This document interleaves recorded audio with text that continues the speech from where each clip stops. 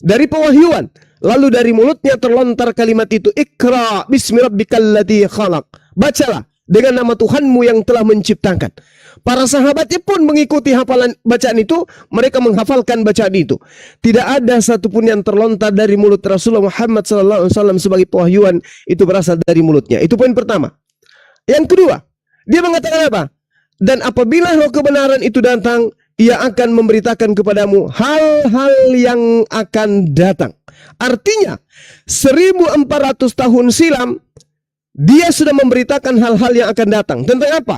Tentang penciptaan embrio, tentang alam semesta, tentang lapisan bumi, tentang ilmu astronomi, tentang lapisan udara, tentang apapun yang ada di air, adanya api di bawah lautan, tidak bercampurnya antara dua jenis air di lautan dan seterusnya.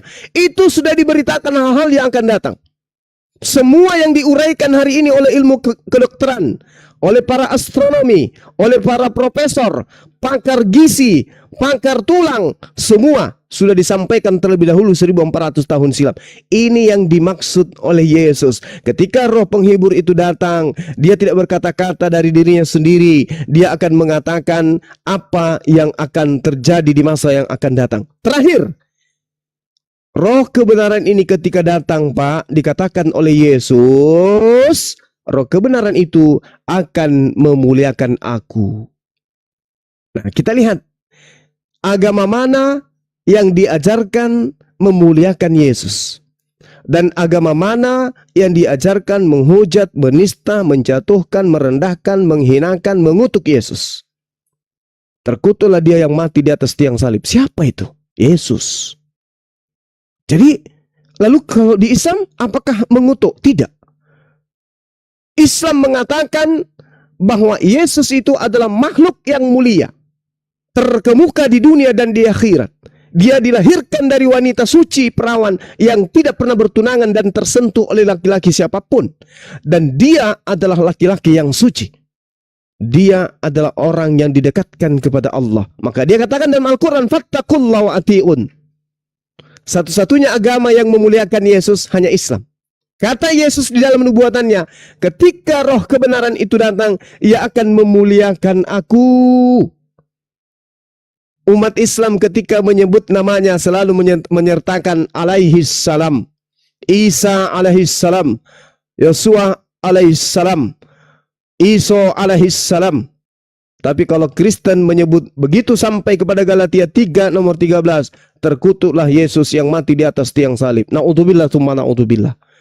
Jadi poin kebenaran itu, Pak, kalau kita pahami dengan seksama, dengan menggunakan akal sehat, satu-satunya agama di atas muka bumi ini yang memuliakan Yesus hanya agama Islam. Orang Yahudi menganggap Yesus itu adalah anak hasil zina. Maria dengan Pantera, salah satu tentara Romawi.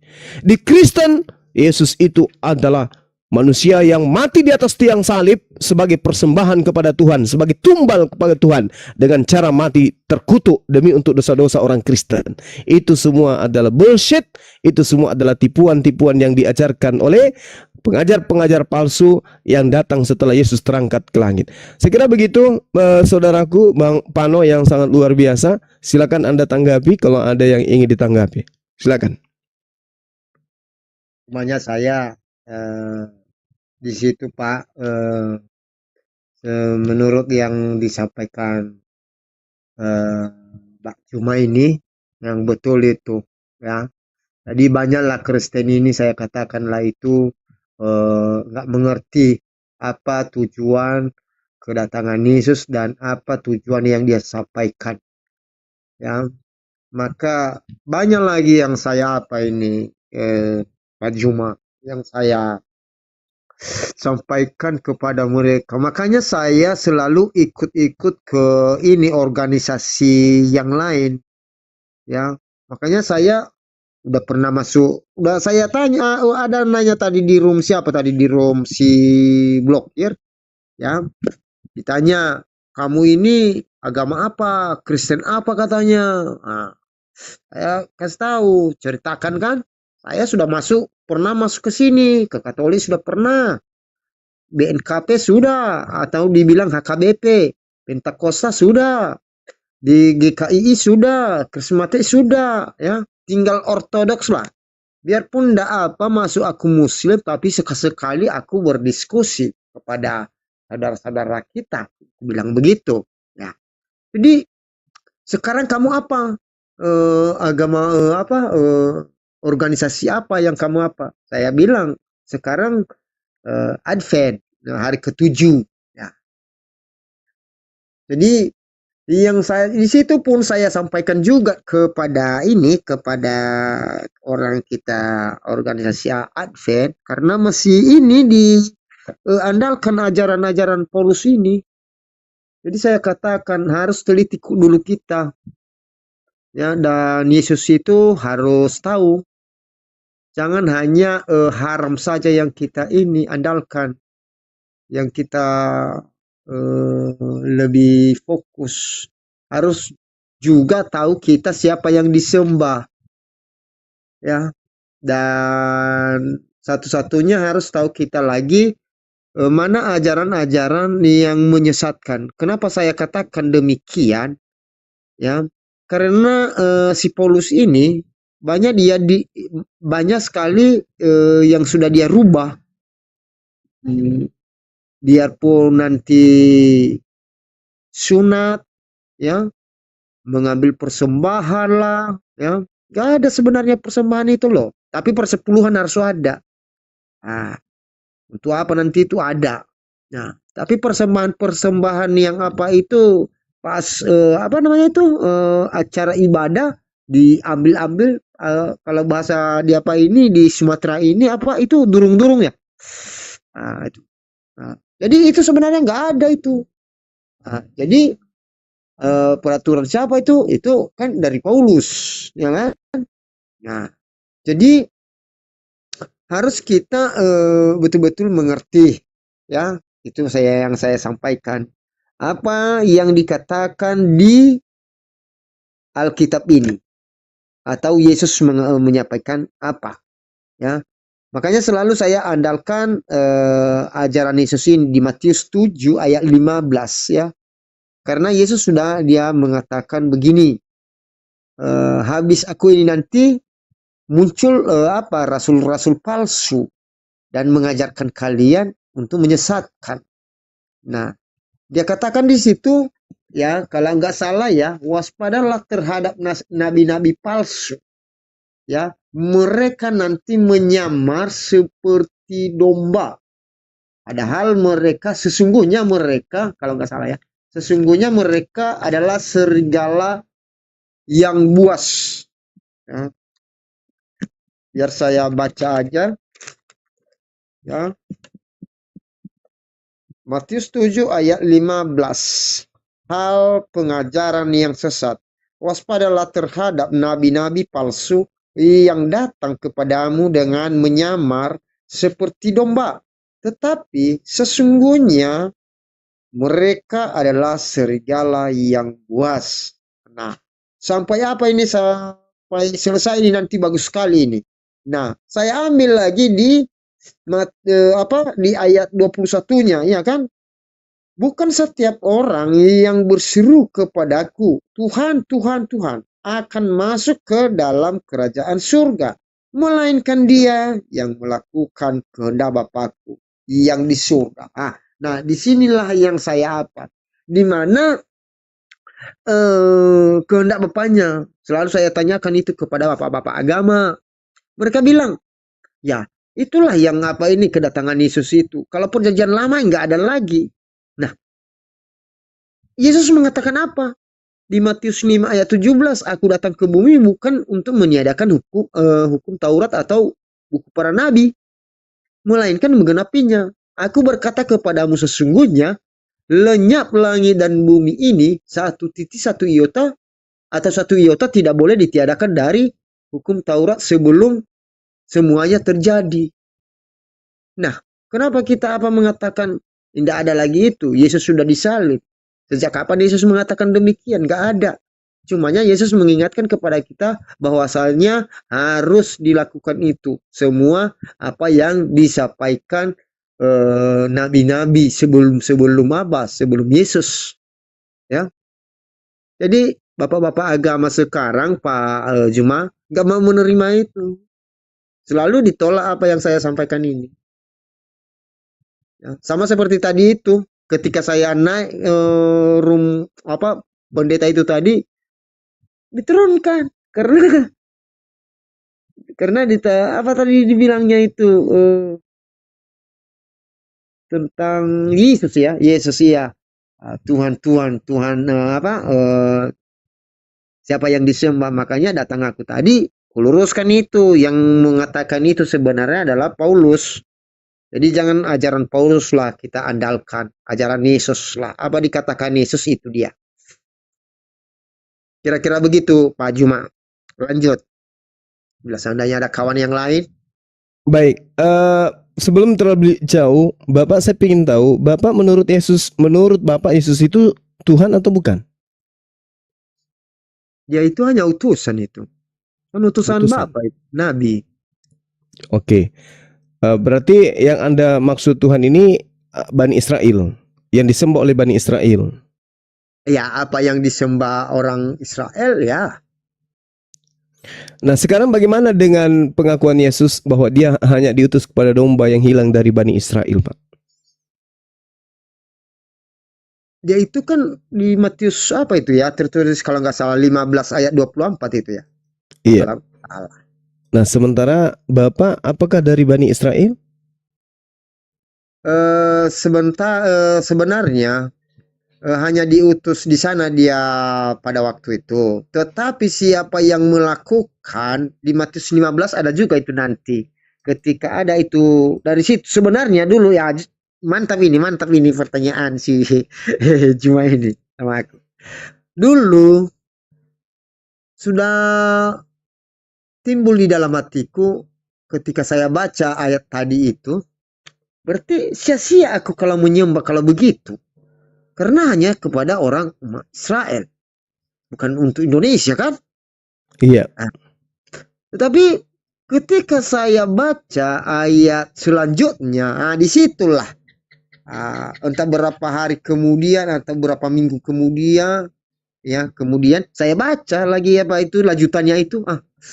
Ada di situ perempuan ya. Kalau nggak salah. Perempuan yang mau orang Yunani. Di luar apa ini? Bukan apa orang Yahudi. Iya. Orang lain ya, bangsa lain. Dan begitu juga pula di Kisah Para Rasul 10 tentang si Cornelius. Cornelius ini kan orang bukan non Yahudi itu. Kisah Para Rasul ini. Di sini nanti banyak kesalahan orang-orang Kristen lagi mengartikan kata-kata ini. Makanya di situ nanti bisa dimakan yang haram.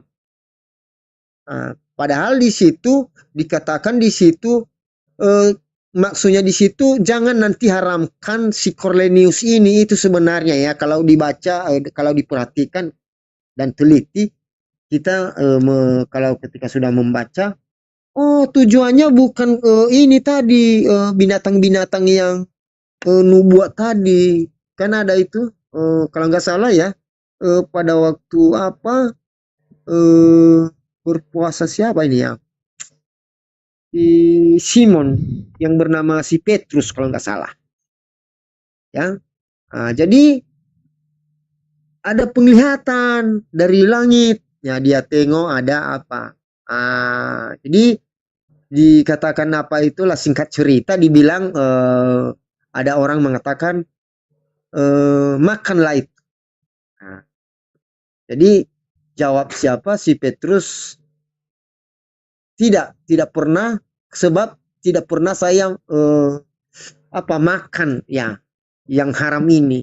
Jadi dia jawab lagi siapa ini kan yang datang dari apa itu dari langit itu dia mengatakan begini jangan haramkan yang diciptakan Allah. Jadi ketika si Petrus pun bertanya-tanya ketika dia bangun gitu ya. Apa penglihatan tadi? Makanya ketika datanglah utusan si Cornelius ini 3 orang. Nah disitulah baru mengerti. Oh ini maksudnya. Ini sebenarnya itu penglihatan itu harus ditafsir lagi. Jadi orang Kristen mengatakan, nah kan sudah dia katakan, jangan katakan haram yang diciptakan Bapa di surga. Dan lagi pula pada waktu itu kan turun dari apa? Dari langit apa? Segala binatang lah di atas apa itu kain apa sudu yang putih itu. Coba dibaca Pak Juma itu nanti Kisah Para Rasul 10 itu. Ya. Itu untuk Cornelius itu sebenarnya artinya yang dia maksud di situ, dia bilang begini sama siapa itu sebenarnya? Sama si Petrus, Petrus jangan tolak nanti si Cornelius, kira-kira begitu. Jadi ada juga di apa itu loh. Di Matius 15 kalau nggak salah. Di Matius 15 ayat 10 dan 11 kalau nggak salah ya. Tidak menajiskan orang apa yang masuk ke dalam mulut, melainkan yang keluar dari hati ya. Itu yang menajiskan orang katanya. Jadi orang pun nggak mengerti Juma. Itu Pak Juma. Nggak mengerti apa yang dimaksud Yesus di situ. Karena mereka itu nggak dibaca tadi ayat 1 dan 2. Kan apa yang dikatakan dari ayat 1 itu? Pada waktu itu murid-murid Yesus ini makan tidak cuci tangan. Nah, datanglah orang Farisi dan Saduki bertanya kepada Yesus, nah, kenapa murid-muridmu makan tidak cuci tangan? Nah, seperti itu. Nah, mereka ini sudah melanggar adat istiadat nenek moyang kita. Nah, jadi maka Yesus mengeluarkan kata-kata ini tadi, tidak menajiskan orang apa yang masuk ke dalam mulut, melainkan yang keluar dari mulut itu menajiskan orang. Nah, kira-kira begitu.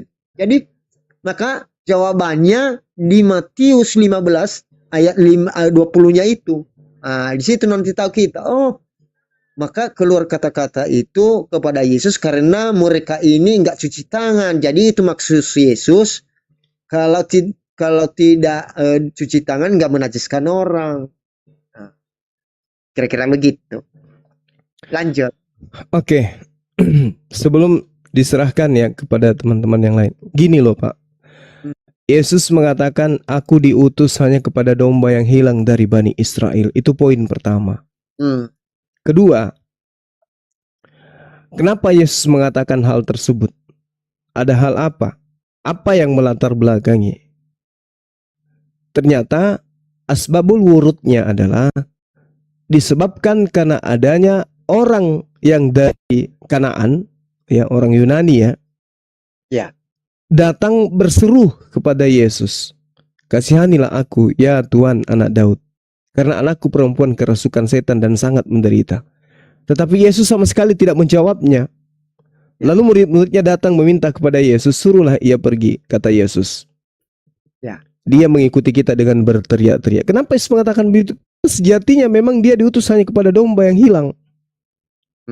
Lalu perempuan itu mengatakan, tetapi perempuan itu mendekati dan menyembah, menghormat kepada dia. Bukan menyembah dalam arti kata Tuhan, tetapi dia sujud menghormat kepada Yesus sambil berkata, Tuhan tolonglah aku. Lantas Yesus mengatakan apa? Tidak pantas mengambil roti yang disediakan bagi anak-anak dan melemparkannya kepada guguk. Ya? Iya. Artinya Yesus sadar bahwa anak-anak yang dimaksud di sini adalah Bani Israel, Ben Israel. Yesus datang hanya untuk Bani Israel, anak-anak Israel. Dan tidak pantas kemudian roti yang dia bawa itu dilemparkan kepada non-Israel goyim. Dalam hal ini guguk. Nah, kata perempuan itu, benar Tuhan. Kan Yesus mengatakan, wahai perempuan, wahai ibu, tidak patut mengambil roti yang disediakan bagi anak-anak dan dilemparkan kepada guguk. Perempuan itu berkata, ya betul Tuhan, saya paham, saya ngerti itu. Namun guguk itu makan remah-remah yang jatuh dari meja tuannya, wahai Tuhan Yesus. Maka Yesus menjawab dan berkata, hai ibu besar imanmu, maka jadilah kepadamu seperti yang kau kehendaki. Dan seketika itu juga anaknya sembuh. Artinya Yesus mengiyakan bahwa di luar Bani Israel itu guguk. Bahwa di luar Bani Israel itu tidak pantas disebut sebagai anak. di luar Bani Israel yang dimaksud di sini Romawi dan Yunani itu hanya memakan remah-remah yang jatuh dari meja majikan, yaitu Bani Israel. Jadi Yesus tidak mengatakan bahwa aku datang untuk non-Israel, tidak. Aku diutus hanya kepada domba-domba. Makanya di dalam Matius 10 nomor 5 nomor 6 Yesus berpesan kepada ke-12 muridnya agar muridnya tidak ke bangsa lain. Ya, betul. Itu poin pertama. Yang kedua, hukum Tuhan yang dibawa oleh Nabi Musa alaihissalam itu adalah hukum yang digenapi, yang dilengkapi, yang disempurnakan, yang diteguhkan oleh Yesus. Yesus datang tidak membawa hukum baru. Yesus datang membawa hikmat Injil. Hikmat Injil itu adalah peneguhan terhadap apa yang termaktub di dalam hukum Tauratnya Musa. Jadi Yesus tidak membawa hukum baru. Makanya karena hukum Taurat itu dihususkan kepada Bani Israel saja, maka Yesus ketika datang hanya untuk meneguhkan hukum Taurat itu kepada Bani Israel toh, bukan kepada di luar Bani Israel. Nah, ini yang jadi masalah adalah abang saya ini, Bang Pano. Bang Pano bukan Bani Israel. Ya. Tetapi kalau abang ingin mengatakan, oh nggak apa-apa, biarlah aku menjadi guguk yang makan remah-remah, yang makan sampah di meja tuannya, yaitu Bani Israel, ya silakan aja. It's okay. Tapi selamanya Anda akan menjadi guguk karena Anda bukan Bani Israel. Maaf, ini fakta di dalam kitabnya orang Yahudi.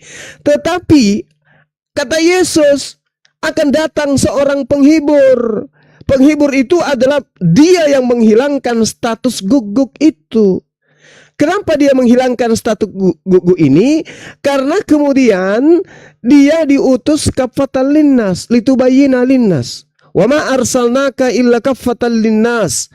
Wahai Nabi Muhammad, tiadalah aku mengutus engkau kecuali untuk seluruh umat manusia sebagai pembawa kabar gembira dan sebagai pembawa peringatan, tetapi sebagian manusia tidak mengetahui. Wa aktsaran nasi la yu'lamun. Nah, ini yang perlu kita pahami dengan baik, bahwa ketika kemudian status di luar Yahudi itu disebut guguk, maka Rasulullah Muhammad SAW datang mengangkat derajat itu. Ya ayyuhan nas, wahai seluruh umat manusia, kebenaran itu telah datang dari Tuhanmu. Barang siapa yang ingin beriman, silakan beriman. Maka tidak lagi dilihat dari segi kasta. Kalau dulu seruan Tuhan hanya kasta.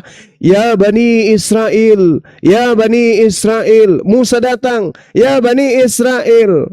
Yesus datang, ya Bani Israel. Semua hanya Bani Israel. Kasta di luar Bani Israel itu direndahkan. Tapi begitu Rasulullah Muhammad SAW, siapapun kita, kalau kita manusia keturunan Adam, kata Al-Quran, ya Bani Adam, wahai keturunan Adam, ya ayyuhan nas, wahai seluruh umat manusia. Jadi kalau saya jadi abang, kenapa saya harus menempel ke ajaran yang menganggap saya sebagai goyim, yang menganggap saya hanya pemakan sampah? Dan itu faktanya sampai hari ini masih ada, Bang. Apakah Anda itu Protestan, apakah Anda itu Saksi Yehova, apakah itu Anda Advent, Anda tidak pernah dianggap oleh Yahudi. Apapun sekte Anda, apapun alasan Anda, apapun yang Anda sembah, Anda ingin mengatakan kami menyembah Yahweh, kami menyembah Hasem, mereka hanya tersenyum cibir, bahkan memandang Anda hanya sebelah mata. Bahkan ketika Anda ke kota Israel, Anda akan diludahi. Betul. Iya, kenapa tidak menuju kepada ajaran yang kafatalin nas, yang dikhususkan kepada seluruh umat manusia, yang tidak ada lagi kasta goyim, tidak ada lagi kasta Bani Israel, semuanya di hadapan Tuhan itu sama, yang membedakan tinggal ketakwaan. Kita lebih mulia dari Yahudi kalau kita lebih takwa kepada Allah. Kita lebih rendah dari Yahudi kalau justru kita tidak mengikuti perintah Allah. Itu jelas itu. Oleh karena itu, bagi saya, kalau saya jadi Bang Fano, saya bukan Bani Israel. Ngapain saya harus jadi guguk selamanya? Mending saya ikut kepada ajaran yang dinubuatkan oleh Yesus. Ketika ia datang, dia akan memuliakan aku. Dan itu hanya ada di dalam ajaran agama Islam. Ya ayyuhan nas, litubayyina linnasi ma nuzzila ilaihim wala'allahum yatafakkarun. Bil bayyinati waz zubur.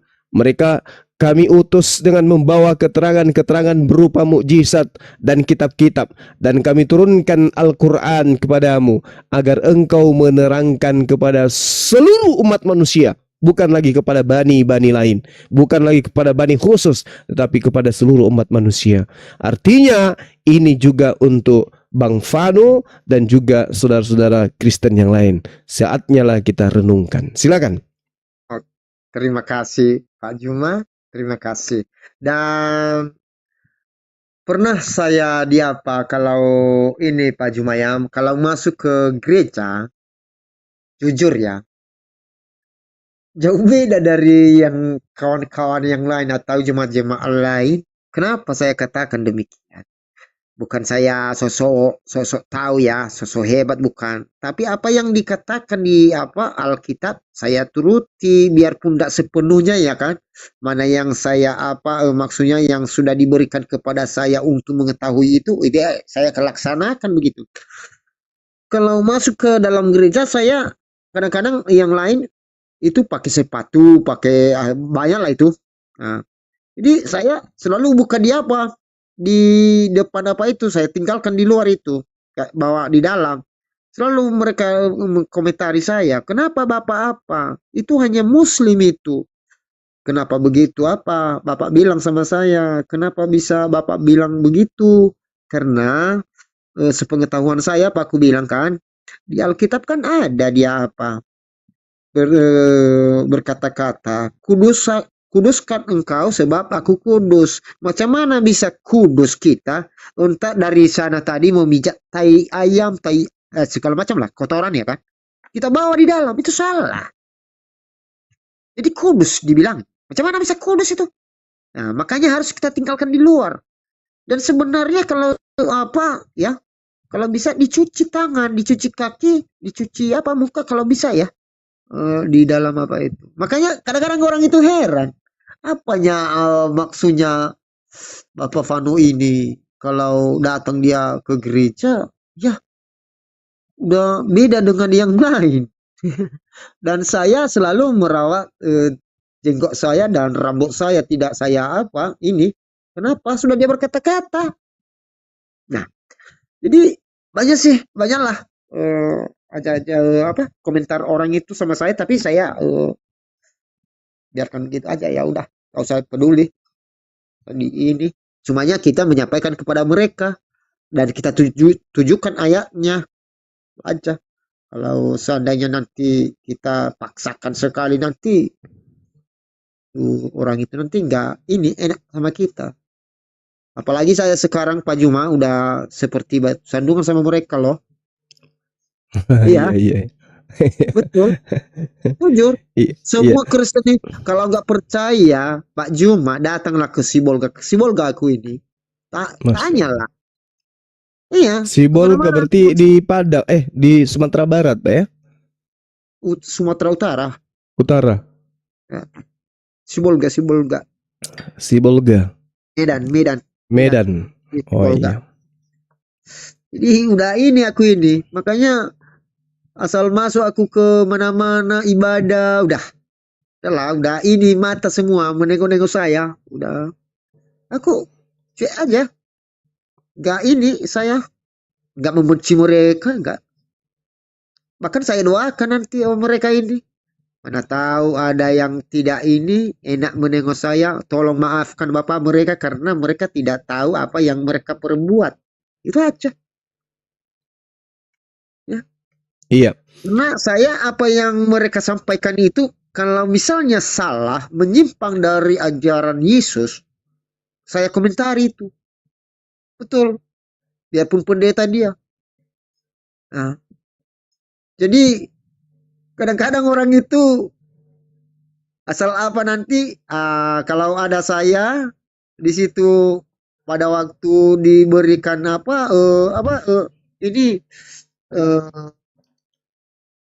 berdiskusi, disingkat-singkat saja diskusi itu supaya jangan sempat, kalau bisa ya jangan sempat dia bertanya atau menyampaikan. Jangan diusahakan itu. Iya. Kalau enggak, kalau udah mau bertanya atau mau menyampaikan saya, muncul cepat-cepat yang lain atau yang maksudnya pengurus-pengurus yang lain, ya kan? supaya jangan sempat saya apa gitu.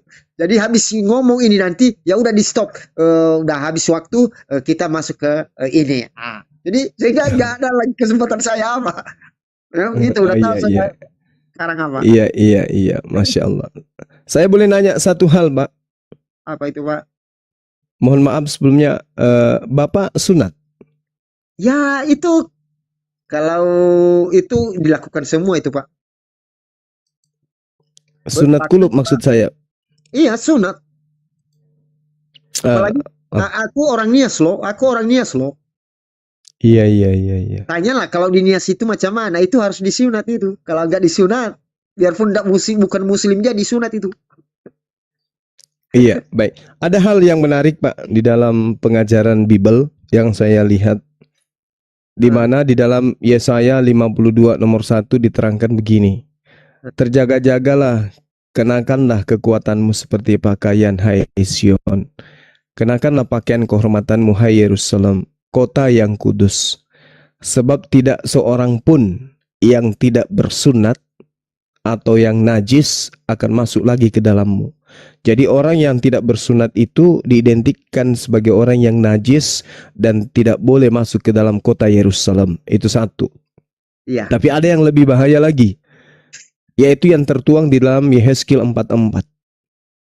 Di data nomor 9 dikatakan, oleh sebab itu beginilah firman Tuhan Elohim. Ya. Tidak seorang pun dari orang-orang asing yang tidak bersunat kulubnya boleh masuk ke dalam tempat kudusku. Ya, setiap orang asing yang di tengah-tengah orang Israel. Jadi orang asing yang tidak bersunat itu tidak boleh kemudian masuk ke dalam rumah ibadahnya orang Yahudi. Ya. Di situ sangat jelas. Betul. Yang tidak bersunat dagingnya itu tidak boleh karena mereka dianggap sebagai najis. Najis. Jadi rumah ibadahnya orang Yahudi tidak boleh masuk orang yang tidak bersunat.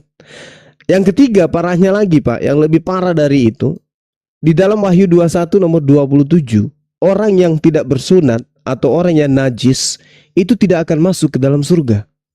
Ya. Tetapi tidak akan masuk ke dalamnya, dalam surga, sesuatu yang najis atau orang yang melakukan kekejian atau dusta. Tetapi hanya mereka yang namanya tertulis dalam kitab kehidupan anak domba itu. Artinya bahwasanya orang yang tidak bersunat tidak bisa masuk ke dalam Yerusalem, tidak bisa masuk ke rumah ibadahnya orang Yahudi, dan dianggap najis tidak bisa masuk ke dalam surga. Bahkan Paulus mengatakan di dalam Galatia 2 di data nomor 14, dia mengatakan bahwa orang yang tidak bersunat itu adalah orang yang hidup secara kafir. Nah, untuk itulah saya ingin bertanya kepada Bapak, apakah Bapak tidak risih, Pak? Tidak risih masuk ke dalam rumah, masuk ke dalam rumah yang Anda katakan untuk ibadah, berkumpul dengan orang-orang najis di mata Tuhan? Begini Pak, begini mantap pertanyaan Bapak ini kepada saya. Galatia 2 nomor 14 Pak. Tidak bersunat disebut orang yang hidup secara kafir. Ya, jadi makanya kita seperti Bapak Juma ini perlu seperti itu sebenarnya. Apa maksudnya begini maksud saya ya. Kita di situ bukan mengejar agama. Saya pun masuk ke sana bukan karena agama itu saya andalkan, bukan. Jadi yang tujuan saya ke sana untuk menyampaikan juga. Jadi kalau belum ada orang menyampaikan kepada mereka atau mengomentari ketika berdiskusi mereka, maka mungkin orang itu nggak tahu. Jadi maka kita apa di situ. Ya itu makanya saya selalu pertahankan. Saya sudah tahu itu sebenarnya bahwasanya yang hanya dekat ya, yang 11-12 ini Muslim dan Advent, itu aja. Karena cumanya saja di Advent ini satu yang saya enggak apa, karena diandalkan ajaran Paulus dan dituhankan Yesus, itu aja. Yang lainnya sama, bahkan haram itu nanti sama orang itu banyak loh. Saya apa itu? Dan cocok kami itu sepakat di situ ketika saya sampaikan tentang haram, sepakat kami. Mereka terima itu. Ya betul Pak, betul katanya. Jadi Bapak Kristen apa makan itu. Iya, kalau orang itu makan itu, tapi saya nggak mau. Maka selalu saya mengatakan kalau ada pesta, ya makan kalau makan waktu makan ya udah makan aja kalian.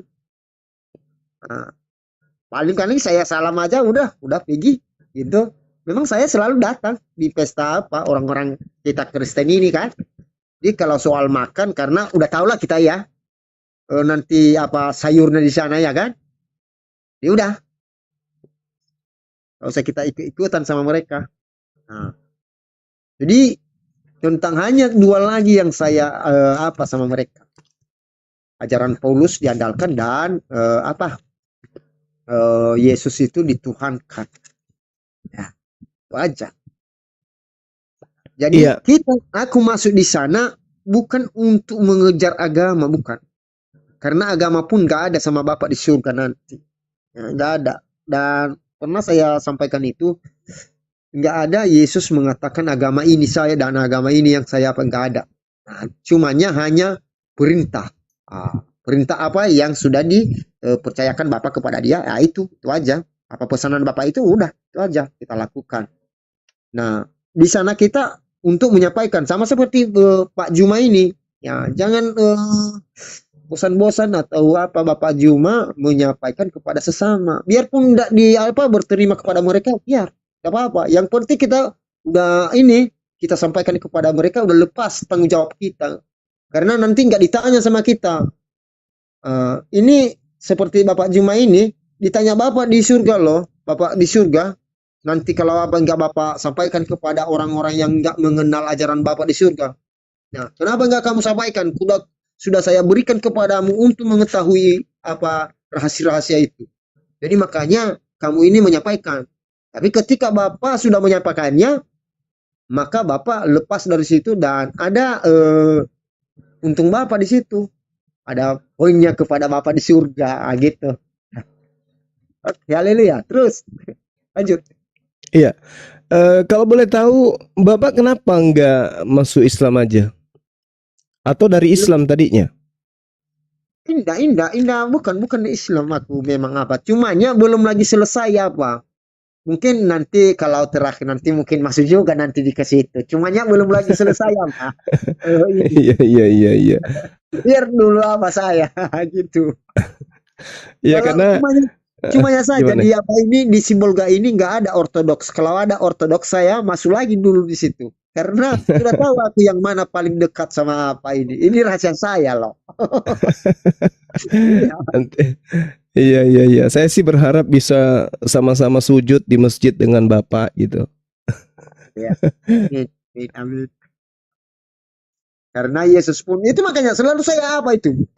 Kalau berdoa itu sebenarnya aku bilang begini. Sujud loh. Kita itu harus dulu orang-orang karena kita itu belajar dari orang-orang dahulu kala.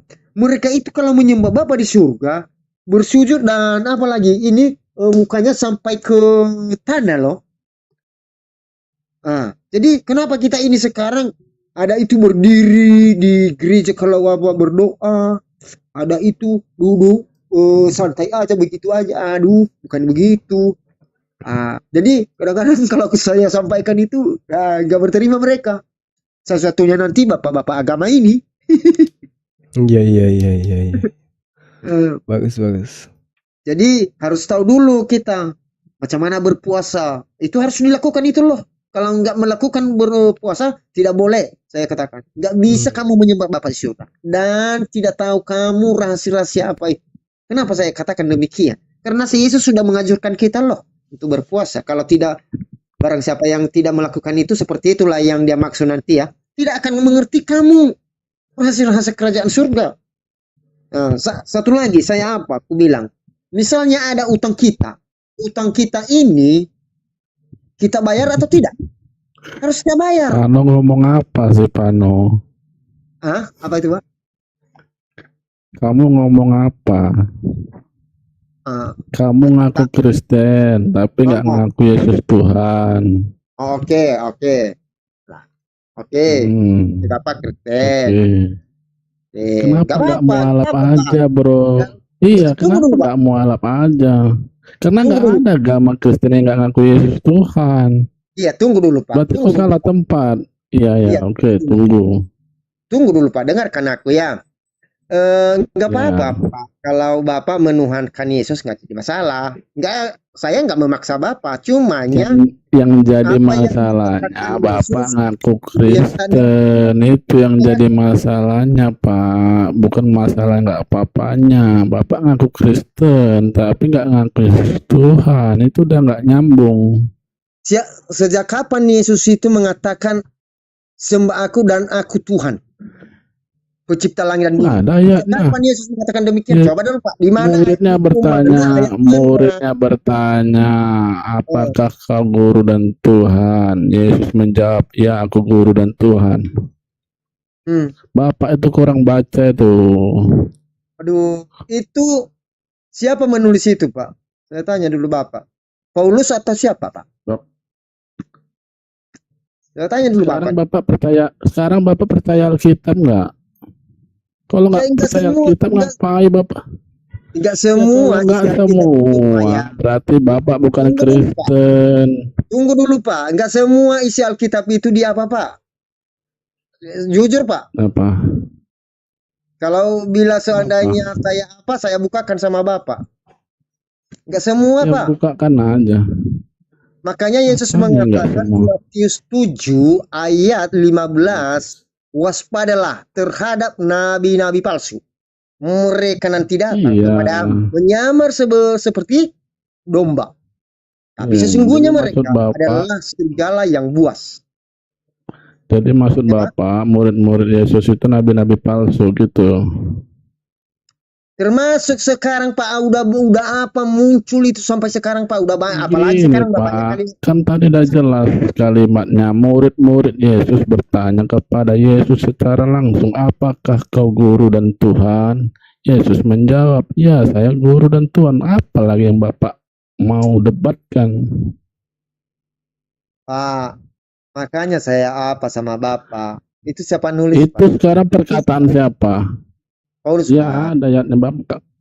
Kok Paulus? Itu perkataan murid-murid Yesus bertanya kepada Yesus. Bapak itu kurang baca. Oke lah, kalau memang Bapak meyakini itu, tapi saya sarankan aja jangan salah pilih. Iya, Injilin Pak Fano, Injilin dia Pak Fano. Itu aja Pak. Pak Ferdi Sambo ini, Pak Fano, asal Bapak Fano tahu, beliau ini korban Lembaga Kitab Indonesia. Dia nggak ngerti original teks Yohanes 13 yang dimaksud itu. Ya, Yesus di situ menggunakan bahasa Aram. Ya, apa yang Yesus sebut dengan sebutan Tuhan di sana? Dia mengatakan Raban Wemaran. Ya, dia tidak mengatakan Allaha. Kalau dia mengatakan dirinya Allaha, berarti dia mengatakan dirinya Theos. Tidak pernah Yesus mengatakan siapa. Nah, berarti bukan Tuhan. Kalau bukan Allaha berarti cuma Tuhan.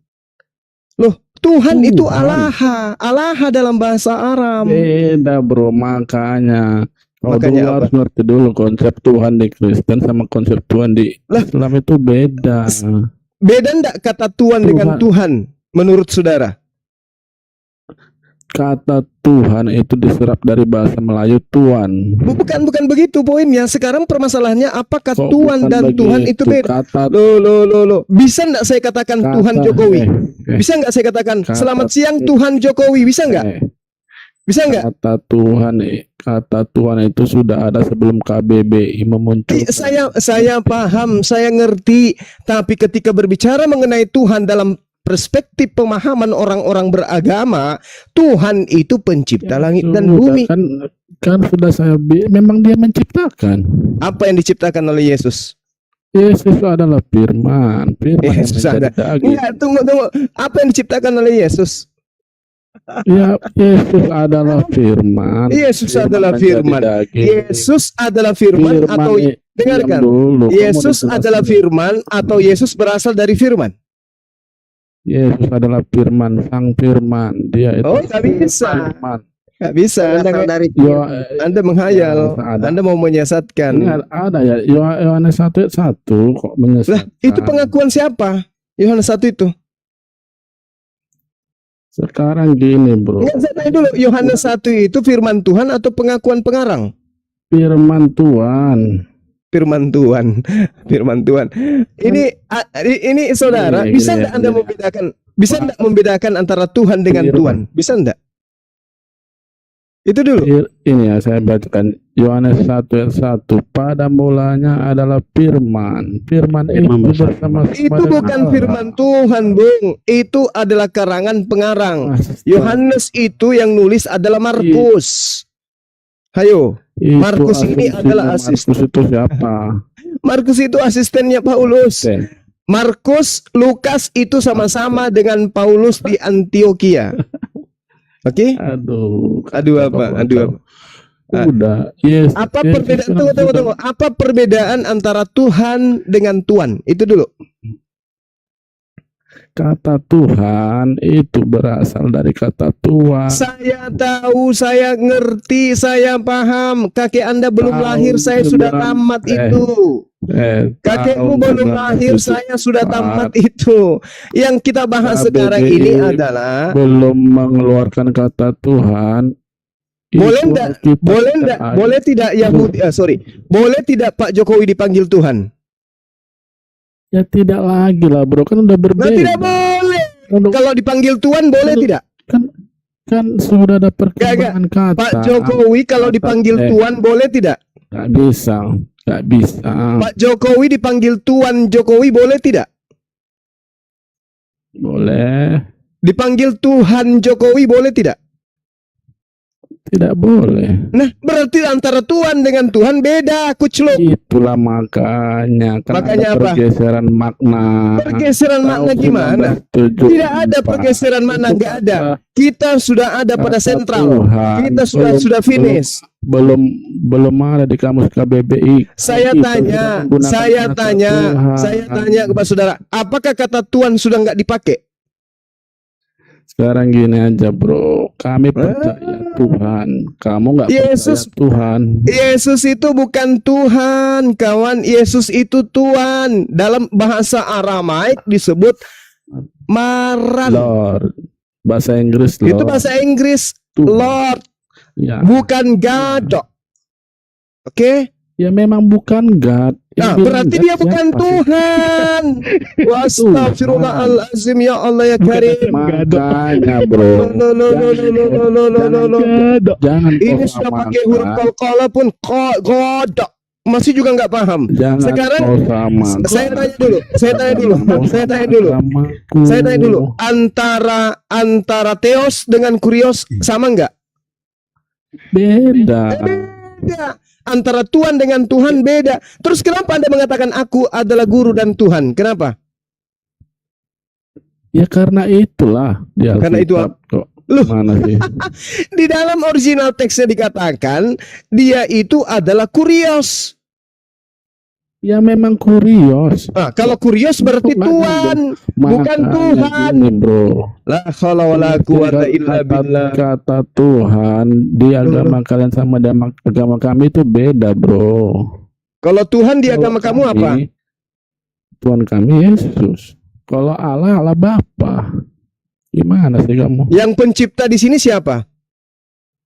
Yang pencipta itu Allah Bapa melalui Yesus Firman. Waduh, Yesus Allah aja Bapa ada itu berfirman. nanti setelah ibunya ngeden dibilang pencipta. Otak Anda itu gimana perginya? Itu karena kau nggak paham. Pada Apanya mulanya yang saya pada tidak paham? Firman. Apanya yang saya tidak Firman paham? itu bersama-sama dengan Allah. Iya, Firman saya itu tahu, adalah saya Allah. tahu kalau firman itu kalau iya, firman itu itu bersama-sama menjadi dengan manusia. Allah. Kau diam Tahu, dulu, saya itu tahu. Kamu diam, kau nggak paham. Kamu hanya beragama tapi kau nggak berilmu. Hei, yang di Sambo, bawah nggak kau tahu. beragama tapi kau nggak Kau berilmu. udah tahu. Tuhan itu bersama-sama Kau dengan protes. kalamnya, bersama-sama dengan sifatnya. Tapi Aduh. dia tidak bersama dengan Yesus. Yesus itu nanti ibunya ngeden. Baru ada Yesus. Kau itu beragama tapi tidak berilmu. Sejak kapan? Ketika Gabriel datang kepada Maria. Wahai Maria, Tuhan yang Maha Tinggi menginginkan engkau hamil. Apakah Yesus sudah ada di situ? Jawab. Beragama kok seperti itu. Orang beriman itu imannya harus bertumbuh dengan ilmu, bukan beragama dengan bukan beriman dengan akal-akalan. Pada bulan ke-6, malaikat Gabriel datang kepada Maria. Nah, pada bulan ke-6, apakah Maria di situ sudah ada Yesus? Ada. Sudah ada Yesus di situ. Udah ada orang yang netek ke Maria ketika Maria masih hamil. Jangan di mute. Sini kebuktikan agama kau tuh akal-akalan. Surat An-Nahl ayat Kau baca kitabmu Saya bahasa buktikan. Indonesia antara Tuan dan Tuhan aja kamu nggak bisa